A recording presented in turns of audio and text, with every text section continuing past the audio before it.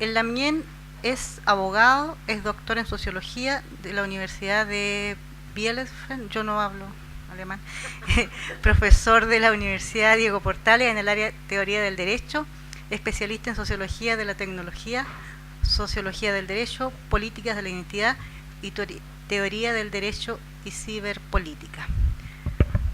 Fake. La verdad, bueno, cuando me pidieron hacer esto no sabía muy bien desde qué punto partir. Entonces, bueno, a propósito de la convocatoria, ver, digamos, el futuro, pensé, digamos, que quizá lo mejor era, y probablemente iba a suceder como ha sucedido, que acá las LAMNIEM, los Peñi, iban a hacer mejores presentaciones de diagnóstico. Entonces aquí simplemente hablar de ciertas tendencias puntuales, pero que yo creo que son tendencias positivas que van delineando un nuevo actor, un nuevo movimiento indígena y particularmente un nuevo movimiento mapuche. Entonces, lo que está acá en el título es autonomías indígenas en un estado postliberal. ¿Qué quiere decir eso? Por supuesto no se refiere a la situación actual que existe, estamos en un estado neoliberal, sino más bien se refiere al futuro posible, un futuro que en este año como nunca se empieza a delinear como dotado de algún grado de verosimilitud, en el sentido que la sociedad está en rebelión ahora por buscar una nueva oportunidad para nuevos sueños, nuevos proyectos distintos del país que tenemos ahora, el país donde los pueblos indígenas, y particularmente el pueblo mapuche, es discriminado, es oprimido, está sujeto a una dominación racial. El punto sería cómo nosotros pensamos las autonomías indígenas, la autonomía mapuche, en una situación donde esto cambie. Y cómo pensamos llegar a esa situación donde esa situación global del país cambie. Es decir, un Estado que haya superado este neoliberalismo. Entonces, se me ocurrieron las siguientes tendencias para conversarlas con ustedes.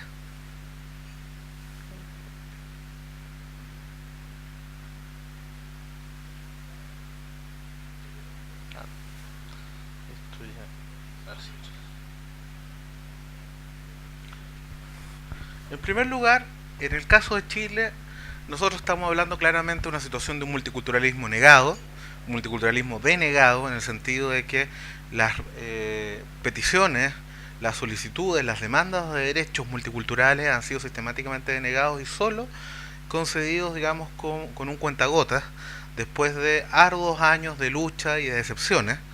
Eh, en el caso, digamos, del multiculturalismo, que ha sido el horizonte que ha inspirado al movimiento indígena en estos últimos 20 años, o más tiempo en realidad, podríamos hablar desde los 30 años, desde que empiezan, digamos, las reivindicaciones indígenas durante la dictadura, creo que es necesario hacer un replanteo de este horizonte producto de la misma experiencia de países que han avanzado un poco más que nosotros en el reconocimiento de derechos multiculturales, en el sentido de que si bien en este país no existe realmente un multiculturalismo, nosotros tenemos que ser capaces de delinear cuál es el multiculturalismo que nosotros queremos, porque efectivamente la experiencia internacional de países que tienen derechos multiculturales nos muestra que uno puede hablar de al menos dos tipos de multiculturalismo y de un multiculturalismo enfocado desde dos posiciones distintas. Primero, un multiculturalismo manejado o administrado, es decir, un multiculturalismo institucionalizado, pero que es manejado dentro del sistema político y sobre todo dentro del sistema económico capitalista, digamos, en que no solo Chile, todo el mundo está inmerso.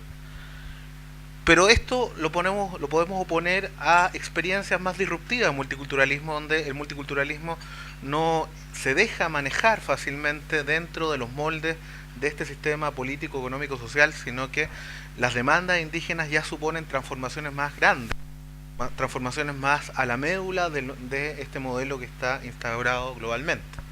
Por otra parte, uno puede hablar de un multiculturalismo que se enfoque desde arriba, es decir, desde una política de Estado hacia abajo, o viendo un multiculturalismo que surja desde abajo hacia arriba, esto es, desde el mismo movimiento social, desde las comunidades, desde la ciudadanía indígena movilizada que construye su ciudadanía desde sus prácticas, pueden generar un tipo de multiculturalismo bastante distinto, un multiculturalismo que se baja desde una política pública, desde una ley, desde una declaración de intenciones de un Estado. Entonces ahí uno puede ver distintos modelos con estas combinaciones de enfoques que he estado indicando. Es decir, un multiculturalismo manejado, cuando en un país que reconociera el multiculturalismo, pero que lo administre desde arriba, lo incorpore, digamos, a su vida institucional, pero administrado desde arriba, inoculándolo, neutralizándolo respecto de las potencialidades de cambio.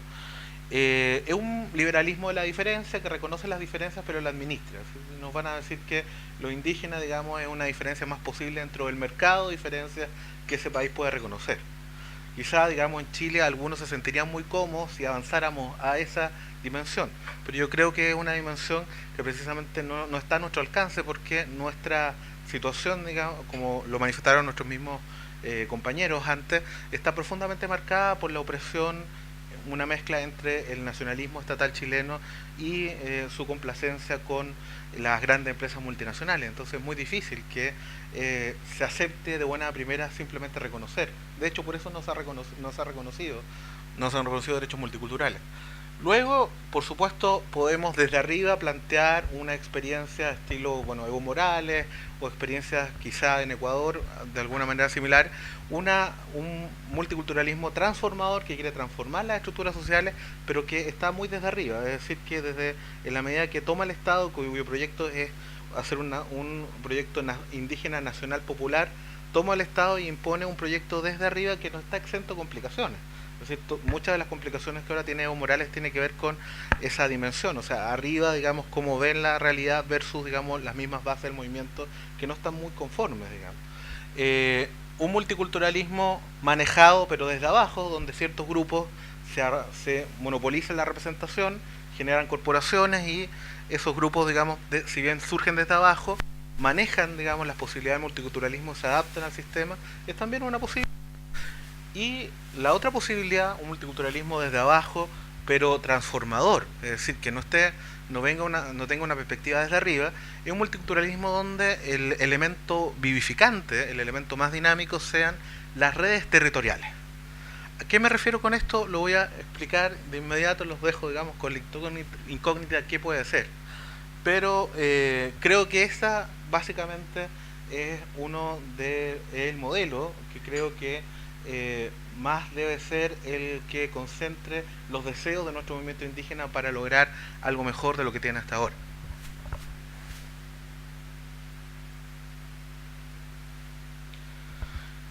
¿De qué se trata con redes territoriales? Las redes territoriales no son las redes que surgen del territorio, sino más bien son las redes que construyen territorio. Es decir, es todo lo contrario. No es que la red surja del territorio indígena tradicional, porque el territorio indígena tradicional, que nosotros llamamos así, es el territorio que el Estado dejó a los indígenas, y por lo tanto no es indígena, sino una construcción del Estado-Nación, es una construcción reduccional del Estado-Nación, y no es un territorio, sino que son tierras, digamos, no conllevan derechos.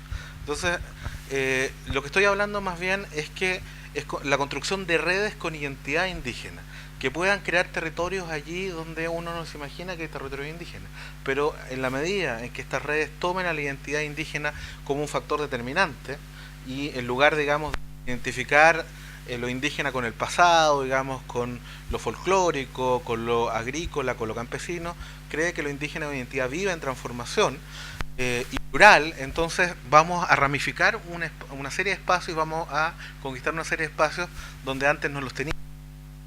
Si pudiéramos pensar, en la medida que nosotros tenemos esta red, podemos llegar al Chile 21, acá en este momento este espacio de discusión es un espacio indígena y por lo tanto Chile 21 podríamos pensar que es también territorio indígena. De eso estoy hablando, un territorio que no es el territorio de antes, sino un territorio que crece con las redes en la medida que nosotros le damos a esas redes una clara señal de identidad.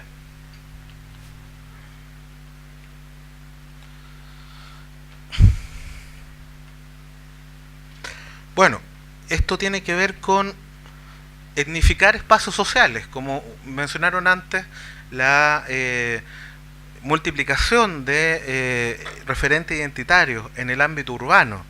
Por lo tanto, el crecimiento del movimiento indígena urbano es uno de los principales desafíos y oportunidades del movimiento indígena, en el sentido que precisamente este movimiento se caracteriza por una pluralidad y diversidad de estrategias donde se van ocupando territorios en un espacio que tradicionalmente era un espacio hostil. O sea, en la dualidad indígena nacional, lo indígena era lo campesino, lo nacional era lo urbano, lo indígena era el pasado, lo nacional era el futuro. Y estamos en presencia ahora de la ruptura de esa dualidad, en el sentido de que lo indígena está en la ciudad y lo indígena se propone proyectos de futuro, dialoga con el futuro y se asume ahora más bien como un espacio reflexivo, una identidad cambiante que va buscando nuevos espacios, nuevas señales de identidad. Entonces me parece que eso es uno de los principales rasgos que en el futuro, digamos, van a dar una fortaleza, y de hecho ya lo están dando a el pueblo indígena. Bueno, una de las señales más importantes este año son las nuevas alianzas de empoderamiento. Las nuevas alianzas de empoderamiento son precisamente algo que nosotros no veíamos desde prácticamente la dictación de la ley indígena, es decir, el grado de sensibilidad de la sociedad chilena respecto a la situación del pueblo mapuche, a sus problemas, a la violencia institucionalizada, a la discriminación, la dominación racial, nunca ha sido tan elevado como es ahora desde poco menos que la dictación de la ley indígena. Esto señala una serie de oportunidades y desafíos, y problemas también, en el sentido de que solo en la medida que se construyan nuevas alianzas se podrá obtener lo que no se ha obtenido hasta ahora, un mayor reconocimiento de derechos multiculturales, una mayor sensibilidad, un mayor espacio dentro de la sociedad nacional a lo indígena como una parte legítima de ella. Y esto, digamos, es algo que está este año precisamente en ciernes. Creo que eso es algo que se tiene que profundizar, y donde la Federación de Estudiantes Mapuches, creo que el paradigma de esas nuevas estrategias de integración entre comillas, una integración no sumisión, sino una integración en igualdad de condiciones, precisamente eso es lo que representa la Federación de Estudiantes Mapuches con el resto del movimiento estudiantil. Por eso me parece tan interesante.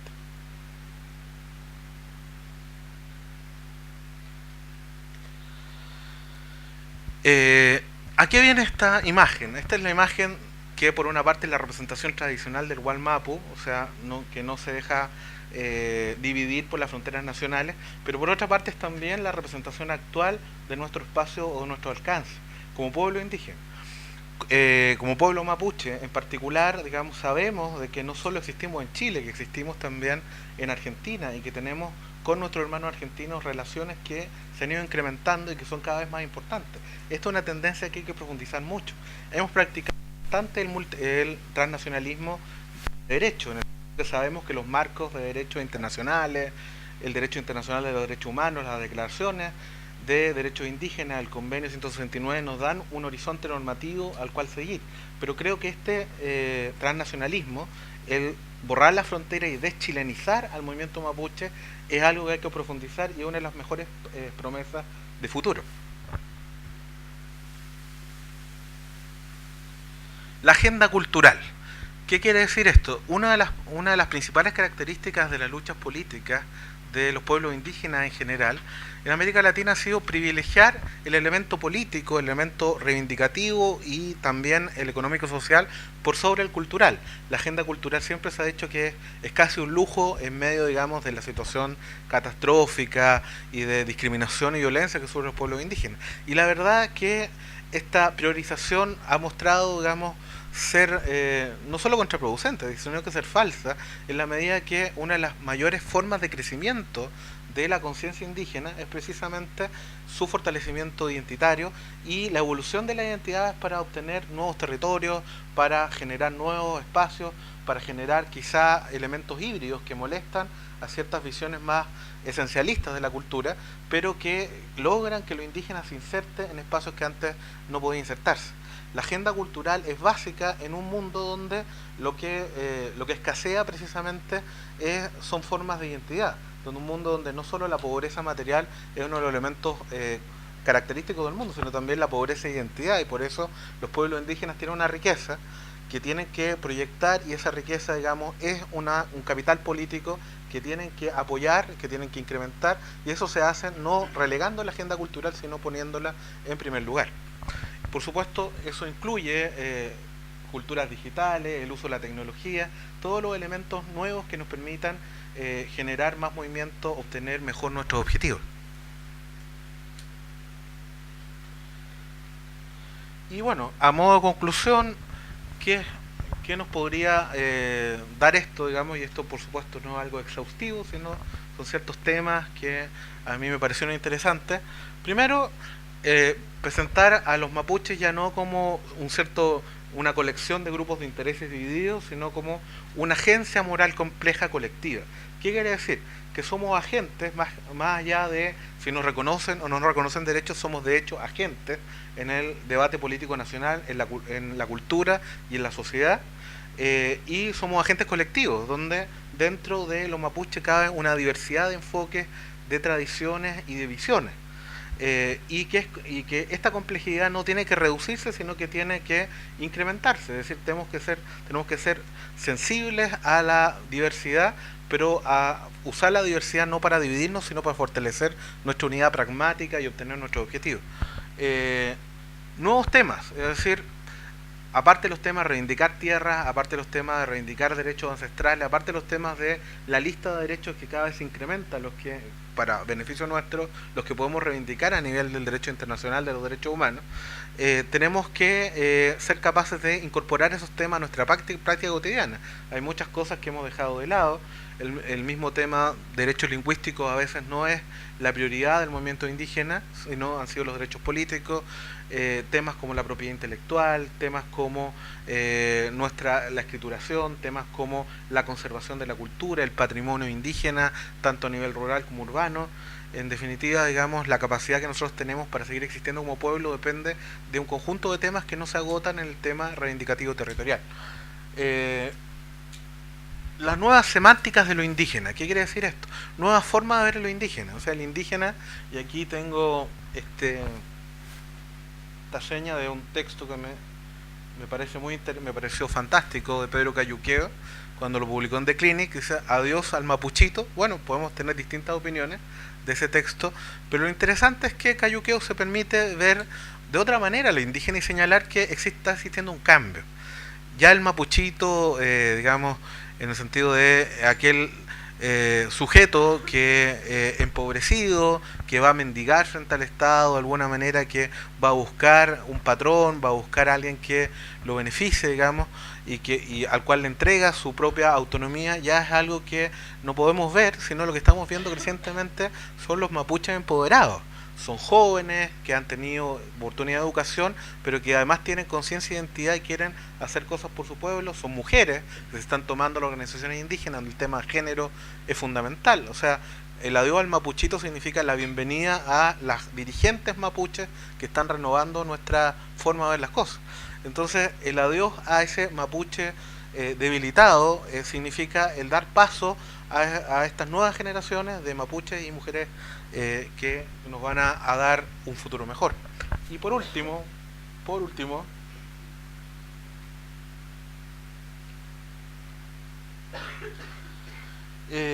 redes ciudadanas nuevas, es decir, profundizar, multiplicarlas y hacer un recambio de nuestras élites, ya que demandamos que los partidos políticos progresistas cambien sus élites. Nosotros también deberíamos hacer un esfuerzo abriendo este espacio a estas nuevas generaciones y sobre todo a las mujeres. Muchas gracias.